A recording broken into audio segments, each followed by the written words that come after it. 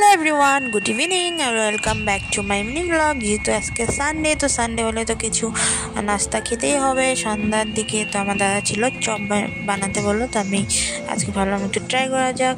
তো আলু ওখানে সিদ্ধ করে নিলাম, আর ওখানে 10 টাকার এই যে টোস্ট বিস্কুট হয় যে রাস্কিট, ওইটা এনে গুঁড়ো করে নিয়েছি। তারপর পেঁয়াজ লঙ্কা কেটে নিয়েছি। তারপরে এখানে এখন পেঁয়াজ লঙ্কা ভাজছি, আর একটু কারি পাতাও দিয়েছি, দিলে অনেক টেস্ট হয়, টেস্টি লাগে। তো এখন ভেজে ওখানে আমি এই যে দেখো আলু সিদ্ধটা মেখে নিয়েছি।